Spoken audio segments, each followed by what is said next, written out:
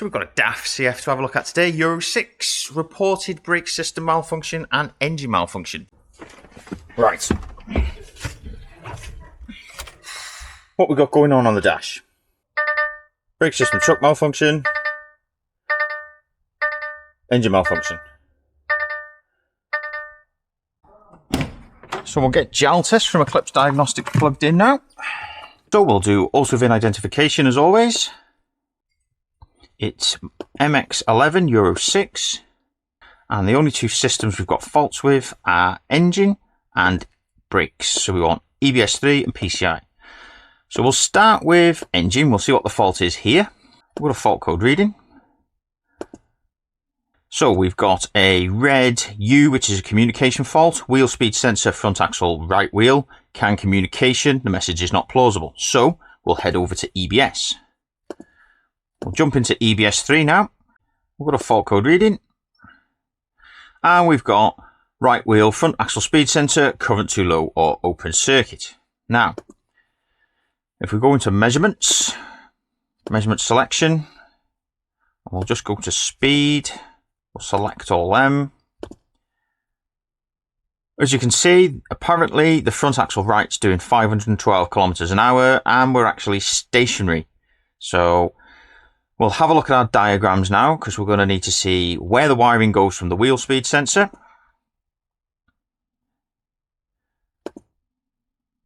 So this is our front axle right. It's designated it CF513.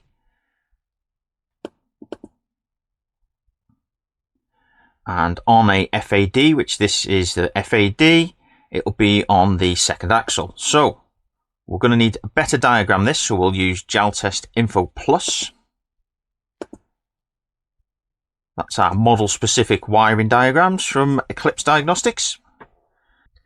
And we want wheel speed, so we'll put wheel speed in, front axle right. And if we zoom in on the diagram, we've got our front axle modulator. That's our valve there. That's our wheel speed sensor, front axle right.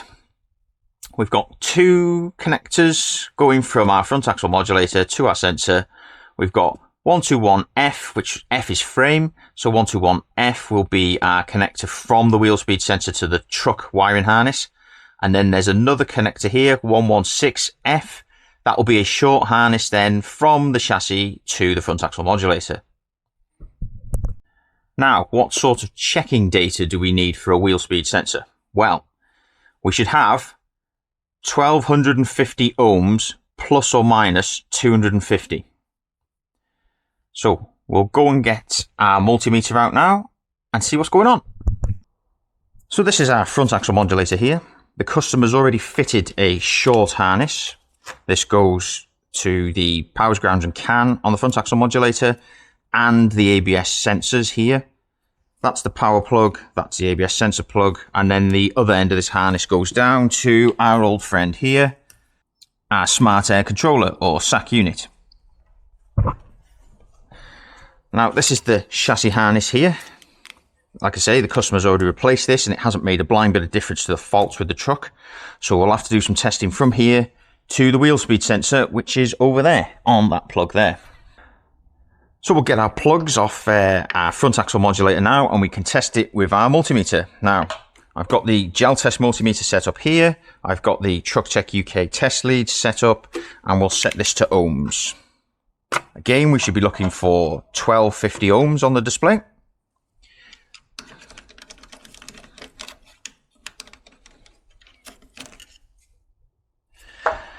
So this top plug here is our ABS wire in there and ABS wire in there. So we'll pick yellow and green.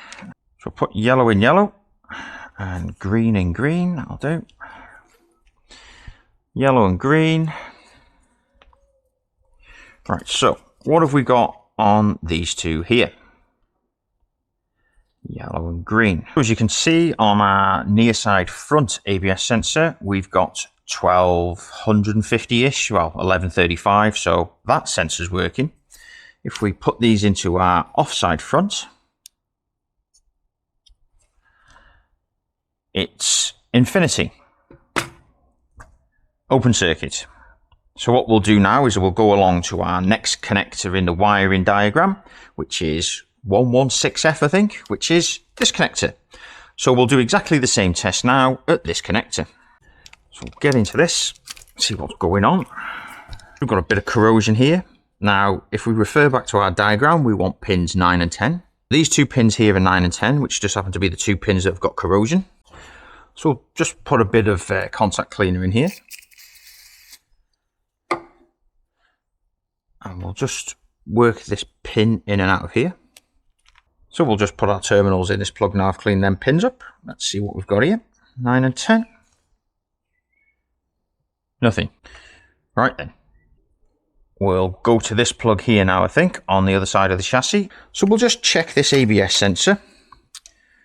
We'll get the old multimeter set up again on resistance. So we've got our ABS sensor pinned out here. This is just the sensor itself. I'm in yellow and green there. We'll go to yellow and yellow, green and green on here. And hopefully on the resistance, we see about 1250. Well, 1140 is close enough for me. So this sensor's functional. So we might have an issue between this plug and that plug. So we'll make up a temporary loom now between the sensor and that harness and see if we have continuity. So we've come in at the ABS sensor here, bypassed this wiring harness here. We've then gone through my temporary wiring extensions, and I've then come back into the wiring harness plug here on 2 pin probes. This then goes through our new harness up to this plug here, which we will then plug into the front axle modulator. But we'll just test these pins again for resistance now before we plug it in and turn the ignition on and see what faults we've got there. So if we test our plug now, we've got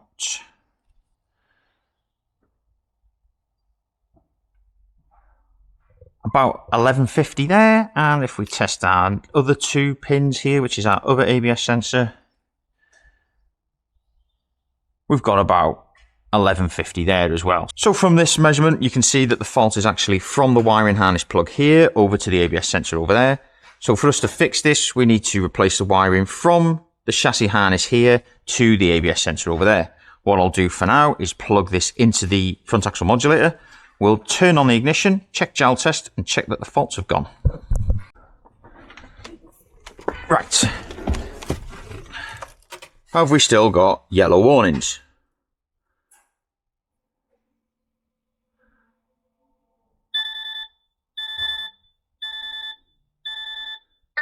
How have we still got these?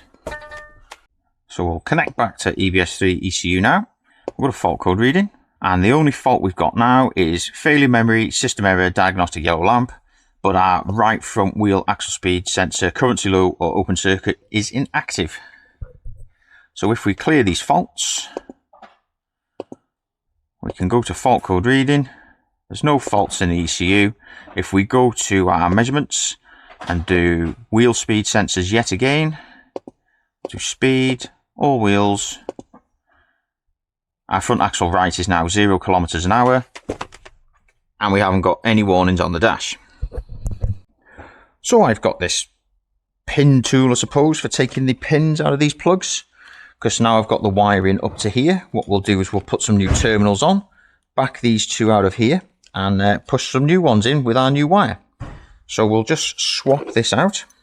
You can get these on the website if you want them. So now we'll back these 2 terminals out of pins 9 and 10. That's one. Let's get this other one out. There you go, that's how corroded they were. And then we'll put some new terminals on these wires, and we can swap them for these 2 that I've brought into the wiring harness. So with our 2 new terminals put in here now, and these now redundant from the factory harness, we can connect this up.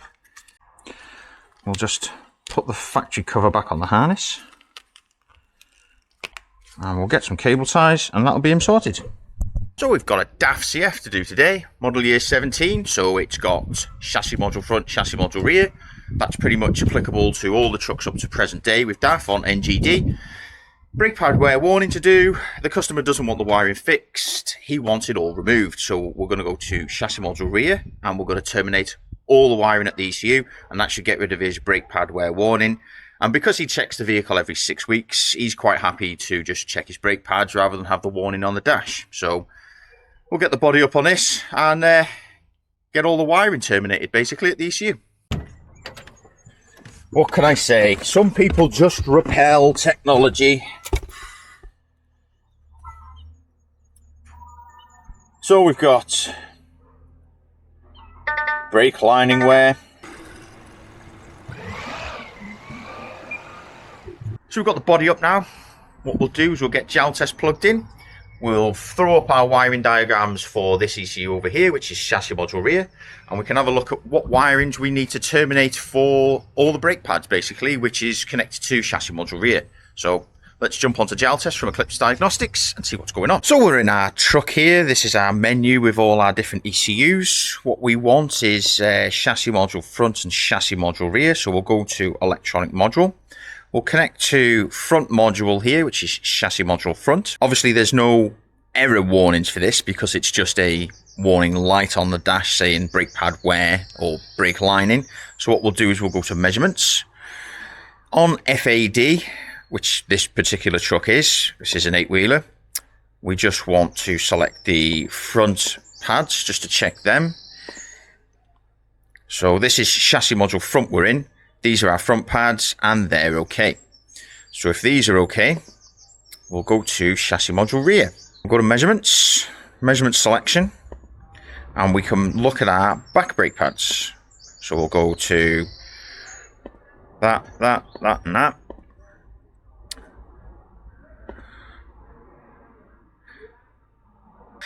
NA for all of these makes me feel very suspicious that it's not displaying the correct measurements, and this is why I can't identify which exact wheel needs to be repaired. So we're just going to terminate all 6 wheels basically. So seeing as we're in chassis module rear, we'll go to diagrams, and from here we'll just use our normal wiring diagrams, and this will give our pinouts then for each individual wheel. So what we can do now, we're in our wiring diagrams for chassis module rear, we can just put brake in here, and then we can select whatever brake wear switch we want to find the wiring for and what plug it's on. So I don't know, we'll take rear axle left hand side for example. So we want pins 1 and 10, that's a circuit in plug A. Which one's plug A? Well, it's that one there. So we'll have a look at plug A on the chassis now, and we'll start working our way through these various switches and terminating the wiring at the ECU. It's only you and Gaff. Well, I've seen this. You actually been ready. The brake one. So I was all set up to do plug A and terminate all these rear axles here, but somebody's already beat me to it. I've just done plug D here. There was 2 that they haven't done there. I've just done them. So we'll plug it all back in and see on the dash if it's gone out. So we'll jump in the cab now, throw the ignition on, see if the light's gone out.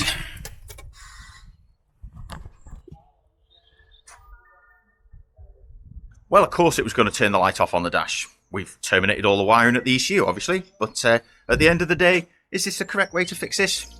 No, not really, but if that's what the customer wants, that's what the customer gets.